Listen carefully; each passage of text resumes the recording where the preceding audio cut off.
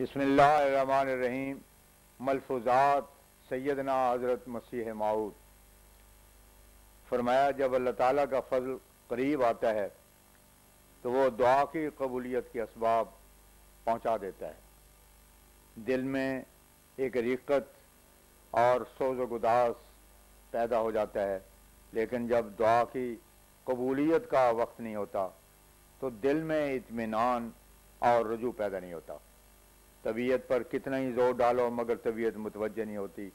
اس کی وجہ یہ ہے کہ کبھی خدا تعالیٰ اپنے قضاء و قدر منوانا چاہتا ہے اور کبھی دعا قبول کرتا ہے۔ اس لیے میں تو جب تک اذن الہی کے آثار نہ پالوں قبولیت کی کم امید کرتا ہوں، اور اس کی قضاء و قدر پر اس سے زیادہ خوشی کے ساتھ جو قبولیت دعا میں ہوتی ہے راضی ہو جاتا ہوں، کیونکہ اس رضا بالقضاء کے ثمرات اور برکات اس سے بہت زیادہ ہیں۔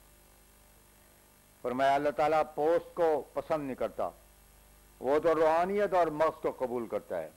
اس لیے فرمایا لن ینال اللہ لحومها ولا دماؤها ولکن ینالہ التقوی منکم، سورہ حج آیت 38۔ اور دوسری جگہ فرمایا انما یتقبل اللہ من المتقین، المائدہ آیت 28۔ حقیقت میں یہ بڑی نازک جگہ ہے، یہاں پیغمبر ذاتگی بھی کام نہیں آ سکتی۔ حضرت صلی اللہ علیہ وسلم نے فاطمہ رضی اللہ عنہ سے بھی ایسے ہی فرمایا۔ قرآن شریف میں بھی صاف الفاظ میں فرمایا ان اکرمکم عند اللہ اتقاکم، سورہ حجرات آیت 14۔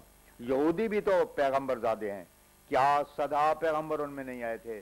مگر اس پیغمبر زادگی نے ان کو کیا فائدہ پہنچایا؟ اگر ان کے اعمال اچھے ہوتے تو وہ ضربت علیہم الذلہ والمسکنہ کے مصداق کیا ہوتے؟ خدا تعالیٰ تو ایک پاک تبدیلی کو چاہتا ہے۔ بعض اوقات انسان کو تکبر نسب بھی نیکیوں سے محروم کر دیتا ہے، اور وہ سمجھ لیتا ہے کہ میں اسی سے نجات پالوں گا، جو بالکل خیال خام ہے۔ کبیر کہتا ہے کہ اچھا ہوا میں نے چماروں کے گھر جنم لیا، کبیر اچھا ہوا ہم نیچ بے سب کو کریں سلام۔ خدا تعالیٰ وفاداری اور صدق کو پیار کرتا ہے اور اعمال صالحہ کو چاہتا ہے، لاکھوں گزاف اسے راضی نہیں کر سکتے۔ فرمایا قرآن شریف تو رفع اختلاف کے لیے آیا ہے۔ اگر ہمارے مخالف رافعوں کا الیہ کے یہ معنی کرتے ہیں کہ مسیح جسم سمیت آسمان پر چڑھ گیا، تو وہ ہمیں یہ بتائیں کہ کیا یہود کی یہ غلط تھی؟ اور وہ یہ کہتے تھے کہ مسیح آسمان پر نہیں چڑھا۔ ان کا اعتراض تو یہ تھا کہ مسیح کا رفع اللہ نہیں ہوا۔ اگر رافعوں کا الیہ اس اعتراض کا جواب نہیں تو پھر چاہیے کہ اس اعتراض کا جواب دیا اور دکھایا جاوے۔ ایک مرتبہ کسی نے کہا کہ میں تجارت کے لیے یہاں آنا چاہتا ہوں۔ حضرت اقدس نے فرمایا یہ نیت ہی فاسد ہے، اسے توبہ کرنی چاہیے، یہاں تو دین کے واسطے آنا چاہیے اور اصلاح عاقبت کے خیال سے یہاں رہنا چاہیے۔ نیت تو یہی ہو، اور اگر پھر اس کے ساتھ کوئی تجارت وغیرہ یہاں رہنے کے اغراض کو پورا کرنے کے لیے ہو تو حرج نہیں ہے۔ اصل مقصد دین ہو نہ دنیا۔ کیا تجارتوں کے لیے شہر موزون نہیں؟ یہاں آنے کے اصل غرض کبھی دین کے سوا اور نہ ہو، پھر جو کچھ حاصل ہو جاوے وہ خدا تعالیٰ کا فضل سمجھو۔ فرمایا بنی میری تو یہ حالت ہے کہ اگر کسی کو درد ہوتا ہو اور میں نماز میں مصروف ہوں، میرے کان میں اس کی آواز پہنچ جائے، تو میں تو یہ چاہتا ہوں کہ نماز توڑ کر بھی اگر اس کو فائدہ پہنچا سکتا ہوں تو فائدہ پہنچاؤں، اور جہاں تک ممکن ہے اسے ہمدردی کروں۔ یہ اخلاق کے خلاف ہے کہ کسی بھائی کی مصیبت اور تکلیف میں اس کا ساتھ نہ دیا جاوے۔ اگر تم کچھ بھی اس کے لیے نہیں کر سکتے تو کم از کم دعا ہی کرو۔ اپنے تو درکنار میں تو یہ کہتا ہوں کہ غیروں اور ہندوؤں کے ساتھ بھی ایسے اخلاق کا نمونہ دکھاؤ اور ان سے ہمدردی کرو۔ لاؤبالی مزاج ہرگز نہیں ہونا چاہیے۔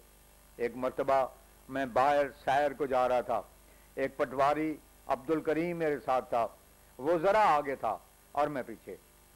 راستہ میں ایک بڑھیا کوئی 70 یا 75 سال کی ضعیفہ ملی، اس نے ایک خط اسے پڑھنے کو کہا، مگر اس نے اسے جھڑکیاں دے کر ہٹا دیا۔ میرے دل پر چوٹ سی لگی۔ اس نے وہ خط مجھے دیا، میں اس کو لے کر ٹھہر گیا اور اس کو پڑھ کر اچھی سے سمجھا دیا۔ اس پر اسے سخت شرمندہ ہونا پڑا، کیونکہ ٹھہرنا تو پڑا اور ثواب سے بھی معروم رہا۔ فرمایا مجھے بڑے ہی کشف صحیح سے معلوم ہوا ہے کہ ملوک بھی اس سلسلے میں داخل ہوں گے، یہاں تک کہ وہ ملوک مجھے دکھائے بھی گئے ہیں، وہ گھوڑوں پر سوار تھے، اور یہ بھی اللہ تعالیٰ نے فرمایا کہ میں تجھے یہاں تک برکت دوں گا کہ بادشاہ تیرے کپڑوں سے برکت ڈھونڈیں گے۔ اللہ تعالیٰ ایک زمانے کے بعد ہماری جماعت میں ایسے لوگوں کو داخل کرے گا اور پھر ان کے ساتھ ایک دنیا اس طرح رجوع کرے گی۔ تو فرمایا دعا میں جس قدر بیہودگی ہوتی ہے اسی قدر اثر کم ہوتا ہے، یعنی اس کی استجابت ضروری نہیں سمجھی جاتی۔ مثلا ایک شخص ہے کہ اس کا گزارا 1-2 روپیہ روزانہ میں بخوبی چل سکتا ہے، لیکن وہ 50 روپیہ روزانہ طلب کرتا ہے، تو اللہ تعالیٰ کے نزدیک اس کا سوال بیہودہ ہوگا۔ یہ ضروری امر ہے کہ ضرورت حقہ اللہ تعالیٰ کے آگے پیش کی جاوے۔ جب کسی کی مصیبت کا خط آتا ہے اور اس میں دعا کی درخواست ہوتی ہے تو دیکھا گیا ہے کہ دل خوب لگ کر دعا کرتا ہے، لیکن دوسری بیہودہ درخواستوں میں اس قدر دل نہیں لگتا۔ عام لوگ جو ان دنوں دفعے تعاون کے لیے دعا مانگتے تھے، اس پر حضور نے فرمایا اس وقت اللہ تعالیٰ اپنی ذات کو منوانا چاہتا ہے، میری دعا سے کیا فائدہ ہو سکتا ہے جب تک کہ عقائد کی اصلاح نہ ہو۔ ایسی دعائیں کیا بت پرست نہیں مانگتے؟ پھر ان میں اور ان میں فرق کیا ہوا؟ بلکہ مجھے خیال آتا ہے وَإِذَا سَأَلَكَ عِبَادِي عَنِّي فَإِنِّي قَرِيبٌ کو یہی معنی ہیں کہ اگر سوال ہو کہ خدا کے علم کیوں کر ہوا، تو جواب یہ ہے کہ اسلام کا خدا بہت قریب ہے۔ اگر کوئی اسے سچے دل سے بلاتا ہے تو وہ جواب دیتا ہے۔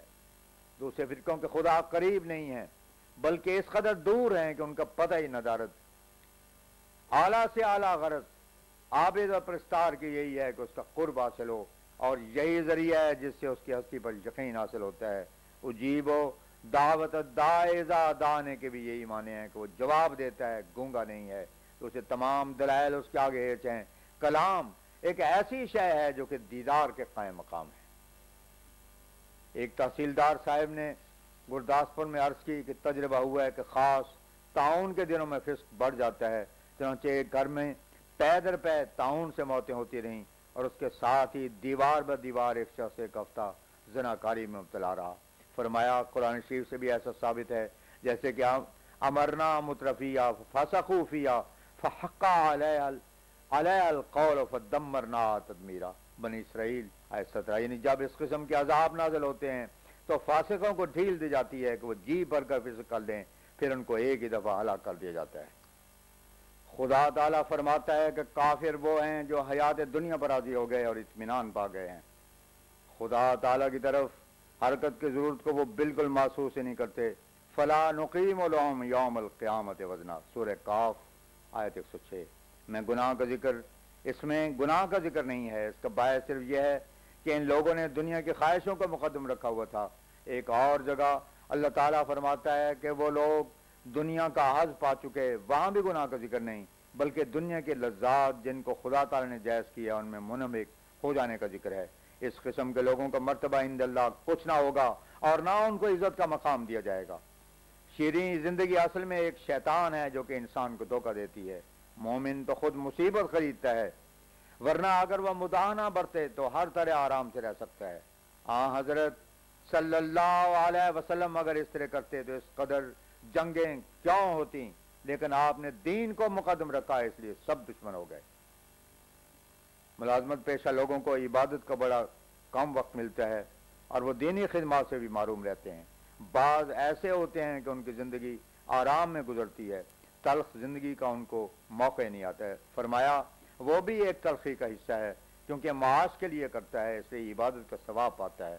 نیک نیتی سے اگر انسان چلے اور نیت یہ ہو کہ بال بچوں کی پرورش اس سے کرتا ہوں کہ وہ خادم دین ہوں، تو اس پر بھی اسے ثواب ملتا ہے۔ انبیاء کے دشمنوں کے 2 گروہ ہوتے ہیں، ایک وہ جو ان کے مکذب ہوتے ہیں، دوسرے وہ جو ان کو خدا مانتے ہیں۔ اہل اسلام کا عقیدہ جو مسیح علیہ السلام کے دوبارہ آنے کا ہے وہ اسی قسم کا ہے کہ یہ لوگ ان کے مکذب تو نہیں ہیں، لیکن ان کو خدا ضرور مانتے ہیں کہ ہر ایک اس کی صفت میں اسے شریک کیا ہوا ہے۔ حالانکہ اصل بات یہ ہے کہ بعض وقت نبی کو اجتہاد اور تفہیم الہام میں غلطی ہو جاتی ہے۔ یہ غلطی اگر احکام دین کے متعلق ہو تو ان کو فوراً متنبہ کیا جاتا ہے، لیکن دوسرے امور میں ضروری نہیں کہ وہ اطلاع دیے جائیں۔ بس اس لیے یہ بات ممکن ہے کہ عیسیٰ علیہ السلام کو ان کے دوبارہ آنے کے بارے میں جو علامات ہوئے خود انہوں نے بھی اسے حقیقی معنوں پر عمل کر لیا ہو، کیونکہ ان کا مختی ہونا تو ثابت ہے، اس لیے انجیلوں میں ان کا یہ فقرہ نقل ہوا ہو۔ معلوم ہوتا ہے کہ ابھی اس زمانے کے لوگ زندہ ہوں گے کہ میں دوبارہ آ جاؤں گا۔ اس قسم کی اجتہادی غلطی کا امکان ہر ایک نبی سے ہے۔ اب دیکھو کہ مسیح علیہ السلام سے تو ایک اجتہادی غلطی ہوئی لیکن دوسروں کو کس قدر وبال آیا۔ اگر ان مسلمانوں کو یہ سمجھ ہوتی تو وہ دوسرے نبیوں سے ان کو کیوں زیادہ مرتبہ دیتے۔ مسلمانوں پر یہ بات لازم نہیں ہے کہ وہ انجیل کے الفاظ پر ضرور اڑیں، مسیح علیہ السلام کو یہ خاص عزت دیں کہ وہ مفتی نہیں، یہ تو اسلام سے خارج ہونا ہے۔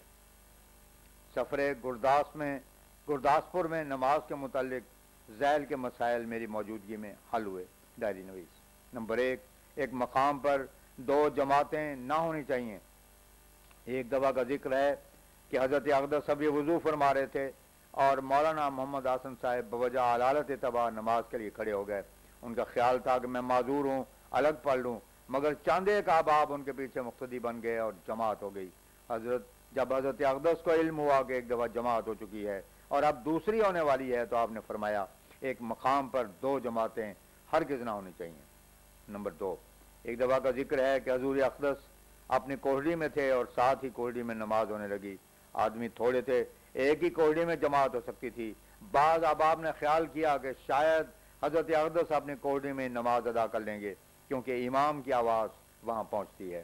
اس پر آپ نے فرمایا جماعت کے ٹکڑے الگ الگ نہ ہونے چاہیے بلکہ اکٹھی پڑھنی چاہیے، ہم بھی وہیں پڑھیں گے، یہ صورت میں ہونا چاہیے جبکہ جگہ کی قلت ہو۔ نمبر 3، ڈاکٹر محمد اسماعیل خان صاحب گرداسپور میں مقیم تھے اور احمدی جماعت نزیل قادیان ببائے سفر میں ہونے کے نماز جمع کر کے ادا کرتی تھی، اور ڈاکٹر صاحب نے مسئلہ پوچھا۔ حضرت اقدس نے فرمایا کہ مقیم پوری نماز ادا کریں۔ وہ اس طرح ہوتی رہی کہ جماعت کے ساتھ ڈاکٹر صاحب نماز ادا کرتے، جماعت 2 رکعت ادا کرتی لیکن ڈاکٹر صاحب باقی کی 2 رکعت بعد از جماعت ادا کر لیتے۔ ایک دفعہ حضرت اقدس نے دیکھ کر کہ ڈاکٹر صاحب نے ابھی 2 رکعت ادا کرنی ہے فرمایا کہ ٹھہر جاؤ، ڈاکٹر صاحب 2 رکعت ادا کر لیں میں۔ پھر اس کے بعد جماعت دوسری نماز کی ہوئی۔ ایسی حالت جمع میں سنت اور نوافل ادا نہیں کیے جاتے۔ نمبر 4، حضرت مسیح موعود علیہ الصلوۃ والسلام کھڑے ہوئے تھے، آپ نے پانی مانگا، جب پانی آیا تو اسے بیٹھ کر آپ نے پیا، اور بھی کئی دفعہ دیکھا گیا ہے کہ پانی وغیرہ آپ ہمیشہ بیٹھ کر ہی پیتے ہیں۔